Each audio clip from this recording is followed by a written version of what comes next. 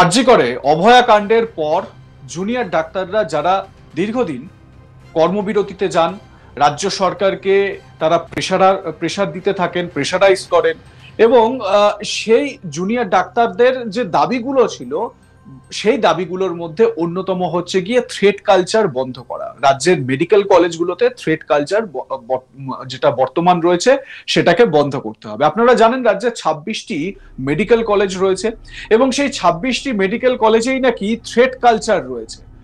যদি উচ্চতর কর্তৃপক্ষের যদি কথা না মানা হয় তাহলে পরীক্ষায় ফেল করিয়ে দেওয়া হবে, কম নাম্বার দেওয়া হবে, যদি মেধা থাকে তাও তাকে সেই মেধা অনুযায়ী নাম্বার দেওয়া হবে না, ইত্যাদি এই ধরনের একাধিক থ্রেট কালচারের অভিযোগ জুনিয়র ডাক্তাররা করেছিলেন। কিন্তু প্রশ্ন হচ্ছে যে এই যে থ্রেট কালচার, সেই থ্রেট কালচার কি শুধু একতরফা? মানে এই যে কর্মবিরতির ডাক দেওয়া, কর্মবিরতিতে চলে যাওয়া, রোগীদের চিকিৎসা পরিষেবা না দেওয়া, এই বিষয়গুলো কি কোনো রকমের থ্রেট কালচারের মধ্যে পড়ে না? মানে সরকারকে থ্রেট দেওয়া নয়, থ্রেট তো থ্রেটই হয়, সেটা যেই ফর্মেই দেওয়া হোক বা যেরকম ভাবেই দেওয়া হোক।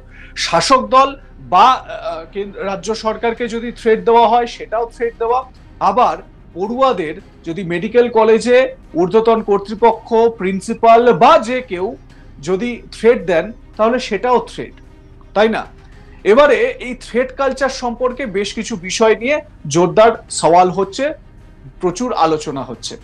যেই সময় আলোচনা হচ্ছে অর্থাৎ সোমবার 30শে সেপ্টেম্বর সুপ্রিম কোর্টে আরজি কর মামলা শুনানি, সেই মামলায় কি হয় সেদিকে তাকিয়ে রয়েছেন জুনিয়র ডাক্তাররা। সুপ্রিম শুনানির পর রাজ্য কি পদক্ষেপ করে সেদিকেও তাকিয়ে রয়েছেন জুনিয়র ডাক্তাররা। আর এরপরই যদি ঠিকমতো পদক্ষেপ না করা হয় তাহলে ফের সরকারি হাসপাতালগুলিতে কর্মবিরতির হুমকি দিয়ে রেখেছেন জুনিয়র ডাক্তারদের ফোরামের সদস্যরা। এই বিষয়টি নিয়ে নিজের সোশ্যাল মিডিয়া অ্যাকাউন্টে একটি পোস্ট করেছেন রাজ্যের শাসক দলের এক নেতা, অর্থাৎ তৃণমূল কংগ্রেসের এক নেতা। জুনিয়র ডাক্তারদের এই হুমকিকে থ্রেট কালচারের সঙ্গে তুলনা করেছেন তিনি তার ফেসবুকে লিখেছেন, আবার কর্মবিরতির হুঁশিয়ারি, অথচ বহুল প্রচারিত এই নথিগুলি সম্পর্কে নীরবতা। যাদের সই সম্মতি বলে দৃশ্যমান সত্যতা নিয়ে তাদের মুখেও কুলুপ। তদন্তে সিবিআই এবং মামলা সুপ্রিম কোর্টে, পুজো সামনে, কর্মবিরতির হুমকি থ্রেট কালচার কি নয়? ঠিক এই প্রশ্নটাই করেছেন রাজ্যের তৃণমূল কংগ্রেসের ওই নেতা। পরিকাঠামোগত উন্নতি হয়েছে, আরো কাজের চেষ্টা চলছে, তবু আবার কর্মবিরতি? কারা, কেন, কাদের কথায়, কাদের মদতে এই অস্থিরতা চাইছে?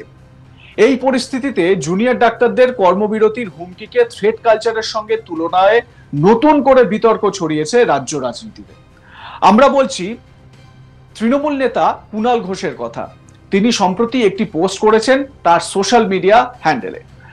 প্রসঙ্গত শুক্রবার 27শে সেপ্টেম্বর রাতে কামারহাটির সাগর দত্ত মেডিকেল কলেজ ও হাসপাতালে এক রোগীর মৃত্যু হয়। সেই মৃত্যুকে কেন্দ্র করে হাসপাতাল চত্বরে উত্তেজনা সৃষ্টি হয়। মৃত রোগিনীর পরিবারের লোকেদের হামলায় মহিলা ডাক্তার, নার্স, স্বাস্থ্যকর্মী এবং পুলিশ কর্মী আক্রান্ত হন বলে অভিযোগ।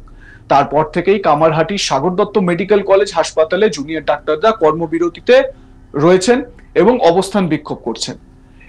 এরই পরিপ্রেক্ষিতে শনিবার 28শে সেপ্টেম্বর রাজ্যের স্বাস্থ্য দপ্তরের উচ্চপদস্থ আধিকারিক, ব্যারাকপুর পুলিশ কমিশনার, উত্তর 24 পরগনার জেলা শাসক সহ বিভিন্ন উচ্চপদস্থ আধিকারিক সাগর দত্ত মেডিকেল কলেজ ও হাসপাতালে যান এবং পর্যায়ক্রমে আলোচনা চলে নার্সিং স্টাফ এবং জুনিয়র ডাক্তারদের সঙ্গে।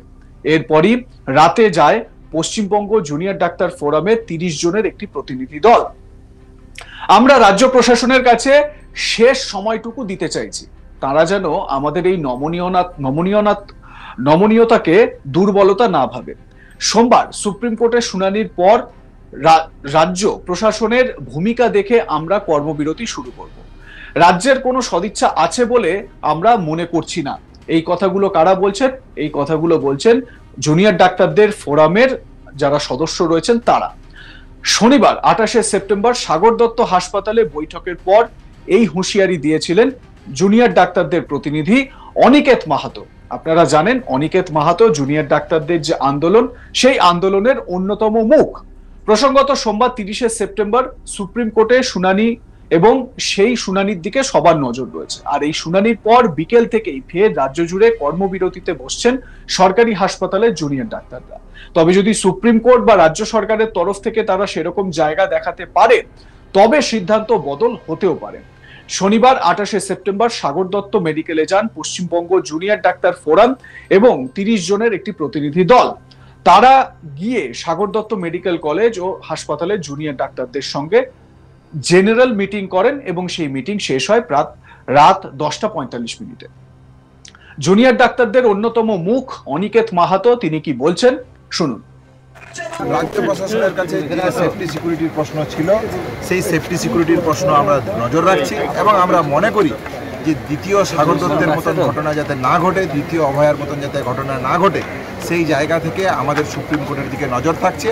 এবং আমার সহযোদ্ধা দেবাদা যেভাবে বললো যে আমরা রাজ্য প্রশাসনের কাছে শেষ সময়টুকু দিতে চাইছি, তারা যেন আমাদের এই নমনীয় থেকে দুর্বলতা না ভাবে, সেই জায়গা থেকেই আমরা বলছি যে সোমবার সুপ্রিম কোর্টের হিয়ারিংয়ের পর এবং রাজ্য প্রশাসনের দিক থেকে যে জায়গা উঠে আসছে সেই দেখে আমরা সোমবার বিকেলের থেকে কর্মবিরতির ডাক দিয়ে রাখছি। সিদ্ধান্ত। আরেক প্রতিবাদী জুনিয়র ডাক্তার দেবাশিস হালদার বলছেন সম্পূর্ণ কর্মবিরতি, শুনুন। সম্পূর্ণ কর্মবিরতি। আমরা এর আগে ঠিক যেভাবে কর্মবিরতিতে গিয়েছিলাম, আমরা ঠিক কেন আজকে থেকে কর্মবিরতি ঘোষণা করলাম, আমরা একটা শেষ সুযোগ দিতে চাই যে সুপ্রিম কোর্টে ঠিক কি ওনারা প্রডিউস করেন। সুপ্রিম কোর্টে সিজিআই বলেছিলেন যে আমাদের জুনিয়র ডাক্তারদের একটা কনফিডেন্সে নিয়ে একটা পরিবেশ তৈরি করতে হবে। আমরা কিন্তু সেই জায়গা থেকেই ওই রিটেন ডিরেক্টিভ পেয়ে আমরা বলেছিলাম যে হ্যাঁ, কিছু ভরসা আমরা করতে পারছি। কিন্তু আজকে এই সাগর দত্তের ঘটনা আমাদের চোখে আঙুল দিয়ে দেখিয়ে দিয়েছে যে সদিচ্ছা তো নেই, ওনারা এটা একদমই করতে পারবেন না। তার শাসক দলের নেতা কুণাল ঘোষ তিনি কি বলছেন শুনুন।